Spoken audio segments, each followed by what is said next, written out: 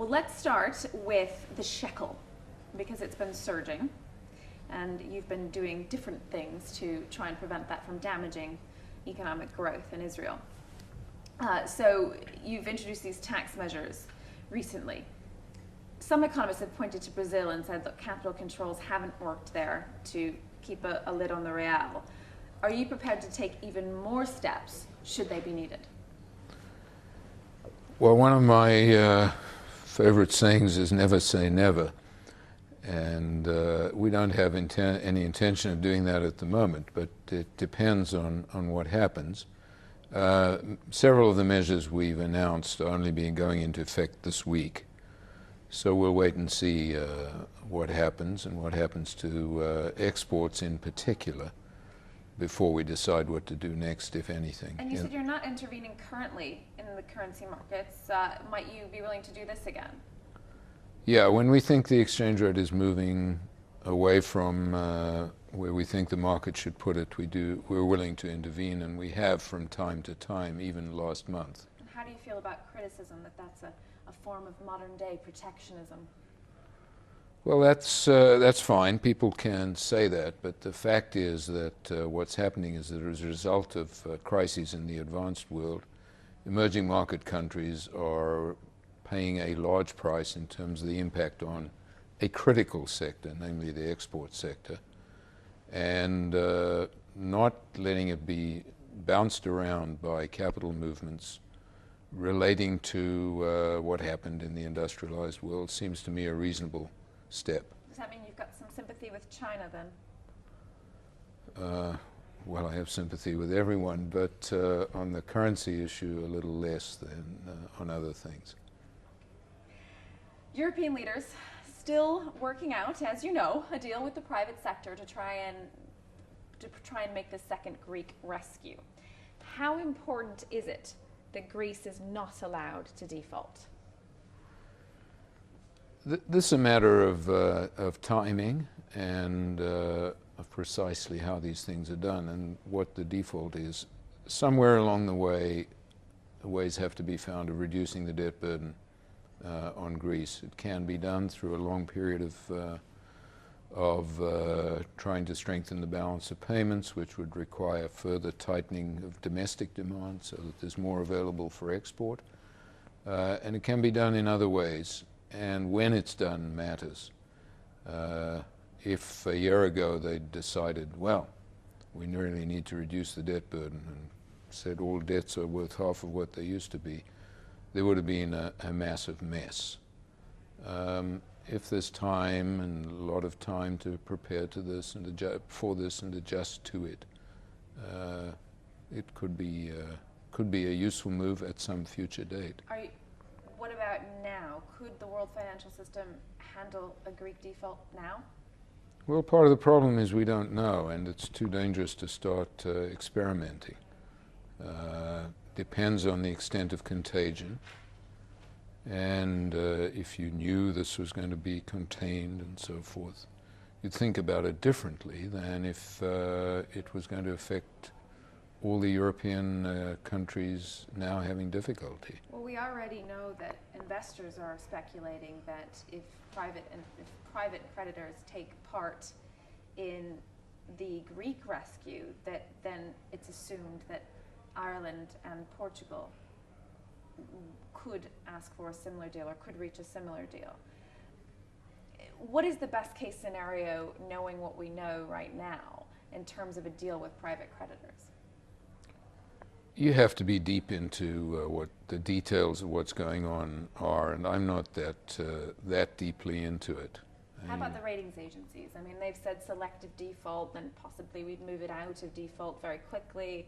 How much do what the ratings agencies, who have obviously been widely discredited after the financial crisis, how much does it matter what they say?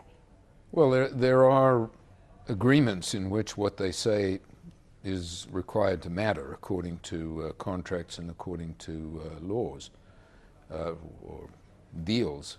And so it matters a great deal what they say. And that's why governments are talking to them, among other things. You were at the IMF during the Argentine crisis. There are parallels Are there parallels to what's happening in Greece, and what can be learned from that crisis?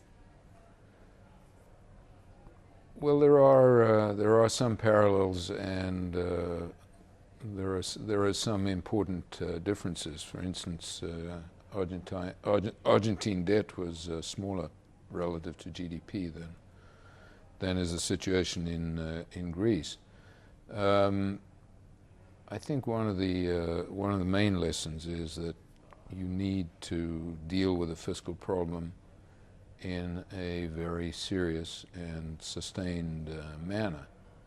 And I don't want to go into criticizing what was done 11 years ago in Argentina, but things spun out of control, and that's what you have to try to prevent, and that's what's been done so far.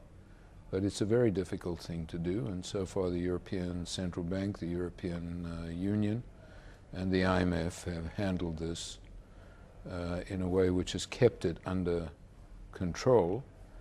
And we should remember about a situation like the Greek situation, that everybody announces that certain things are bound to happen. They are not bound to happen. Countries have gotten out of worse situations than this by sticking with programs. And it depends on how the global economy behaves and how the Greek government handles this in cooperation with those trying to help them. As you mentioned, the global economy, you've got a situation where the developed economies are obviously hitting a bit of a soft patch.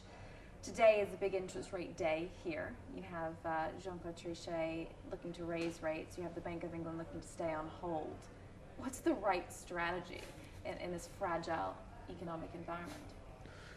It's not to make the situation worse.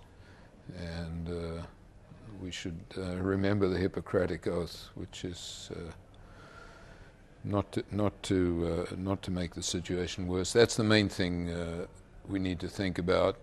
But we all have our obligations, one of which is to keep the inflation rate from getting out of control. Are you suggesting that Jean-Claude Trichet is going to make the situation worse with today's expected rate hike?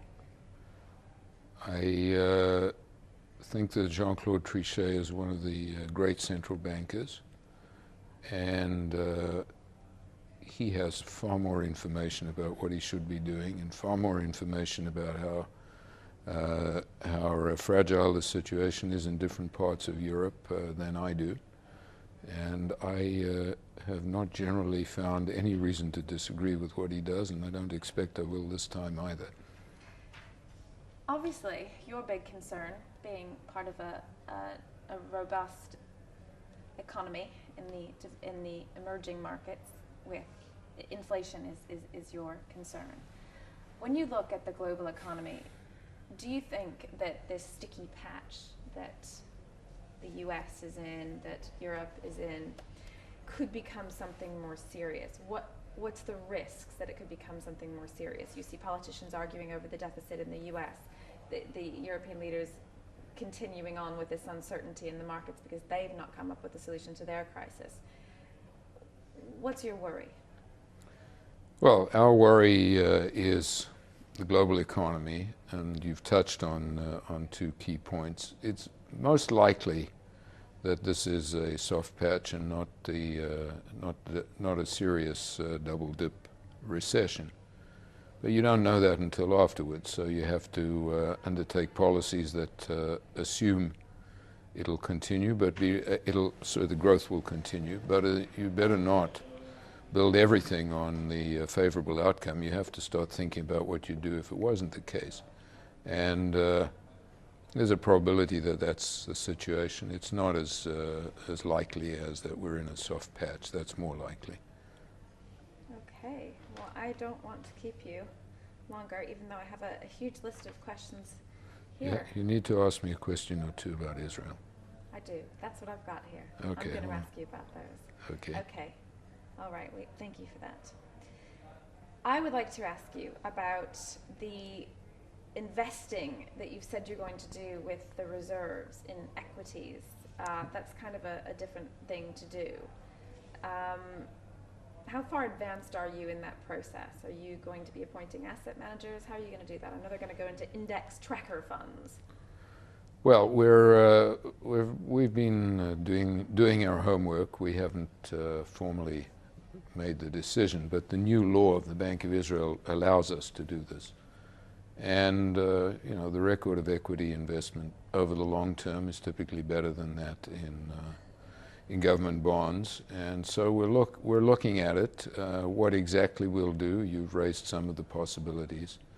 I don't think we're going to be out there stock picking. We'll be investing in indices wherever we invest. We may be country picking in terms of the equities we're interested in. And I assure you we're not going to start in a big way. We're going to start in a small way. And I assure you we're all going to be watching very closely to see what the Israeli government does with their investments. So tell me about well, first of all, let's start with your growth forecast, which you've raised. Are there upside or downside risks to the economy in Israel at the moment? I think the 5.2 growth forecast we have for 2011 at the moment probably has a little bit more downside than upside, because the second quarter is probably going to be weaker than we expected only a month ago when we changed the forecast. So probably a little bit down on that one, but somewhere around 5%. That's exports, and there's a general atmosphere, and it's remarkable how in different countries the same thing is going on, and it's sort of transmitted through the ether, and people think the same way. Yes, confidence. Okay. Final question. You guys are looking to make Sunday a day of rest and Friday a work day. Do you support that proposal? The government suggested that. How would that impact the economy? Well, I like that you guys are looking to. We guys are looking at what it might mean, and whether, in fact, on Friday, where people who observe the Sabbath have to make preparations before the Sabbath, whether Friday could turn into a normal workday, which is unlikely. So we'll look at it, and we have to take it seriously. It's being raised by a deputy prime minister, after all. And the Prime Minister's just appointed a group to examine this proposal.